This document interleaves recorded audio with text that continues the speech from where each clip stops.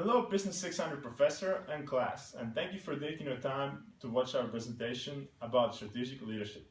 My name is Seem, and very soon you will meet Wen and Steve. Now, there are no specific rules or guidelines, nor is a certain formula how to be a successful leader for an organization. However, there are favorable leadership styles that companies tend to perform better under and achieve greater results.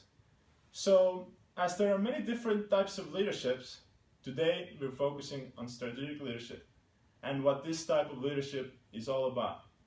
First of all, it is important to understand the definition of strategic leadership. Riva Buddha, alongside with two other authors, explains strategic leadership as managers' potential to express a strategic vision for the organization or a team and to motivate and persuade others to follow that vision. This shows that managers and leaders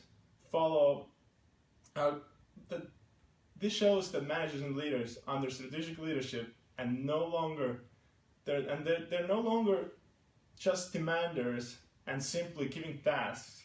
They're much more as they guide the employees and their respective teams to achieve that vision. They're there to mentor and to motivate others to succeed as a whole. Raza and Murad add that strategic leadership is the ability to anticipate the change and maintain flexibility and motivate others through strategic change and give clear vision.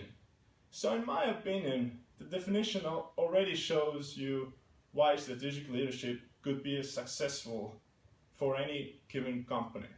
But let's move on to see what are some other advantages of such leadership. In times of strategic change in business or during a change in business environment, such leaders who can successfully keep the employees together working towards one specific goal or vision set the whole organization up for success.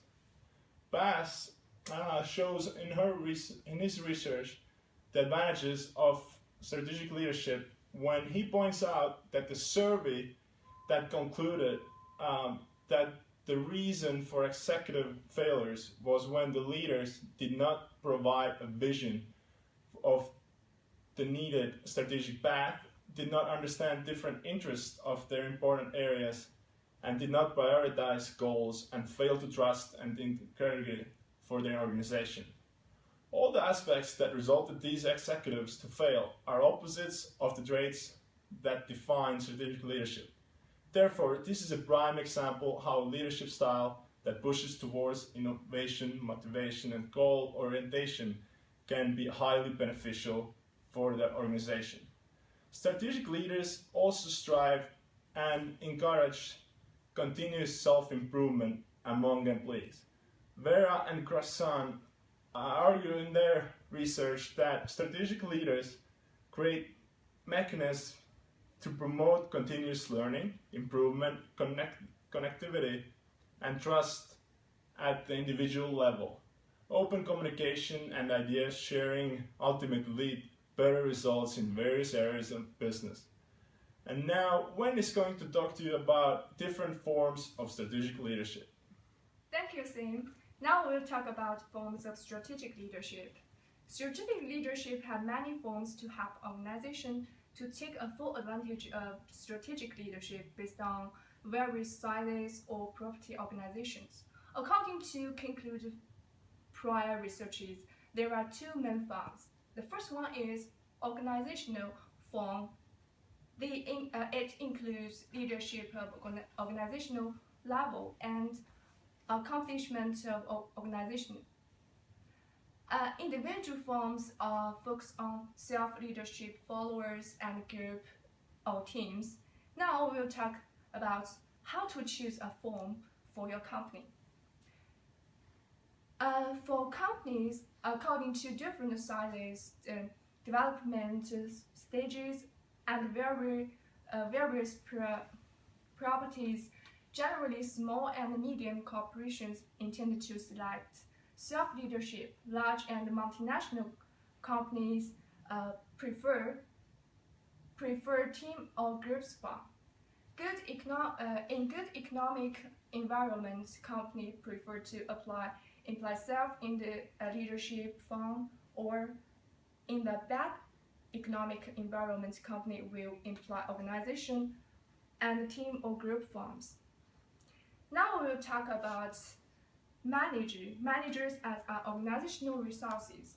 As we know that it is very important a manager to a company. But sometimes it will bring the dangers for the company, because sometimes companies are overly independent on the one manager or CEO.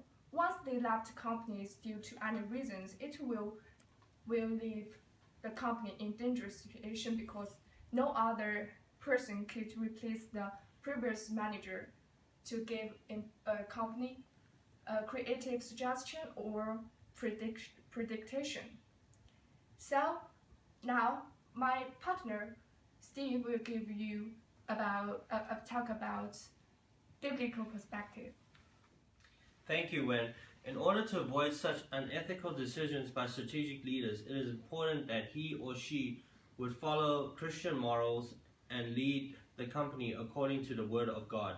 Honesty and integrity is one of the first and one of the most important traits of that is listed and for an individual to have. To be able to be a successful leader, it is important to gain the trust of people whom choose to follow and know that their leader has the best interests at heart for each individual.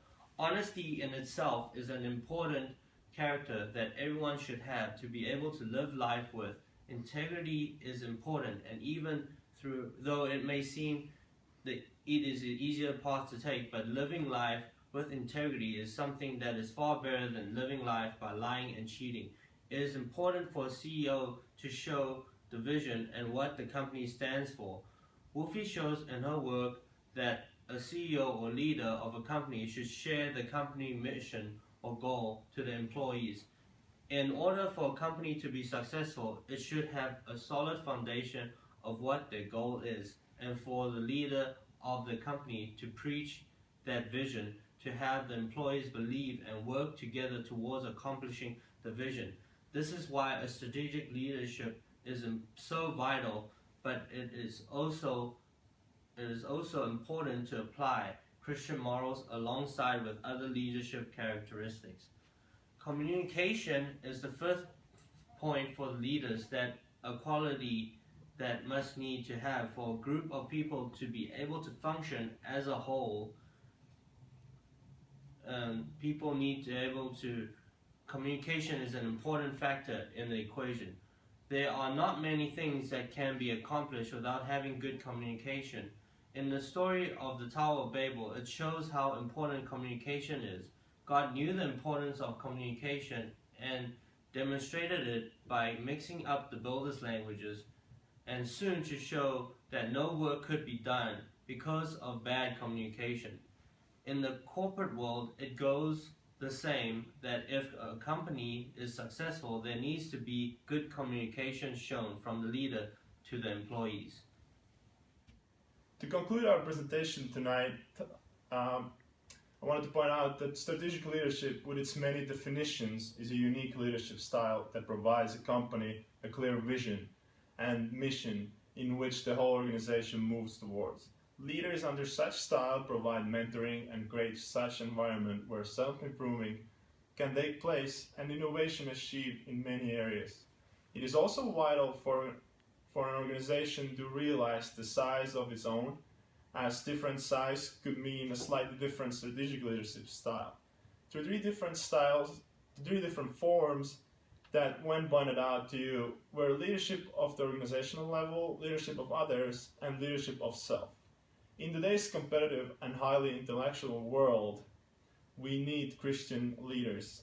Steve talked to you about the Christian leader who leads the organization through strategic leadership is someone that could influence not only on an organizational level internally by influencing other individuals, but also influencing many lives through his exceptional morals outside its organization, through his or her work within an organization. I want to thank all of you for taking your time to watch our presentation, and I hope you all learned something new about strategic leadership. I wish you all a wonderful spring break.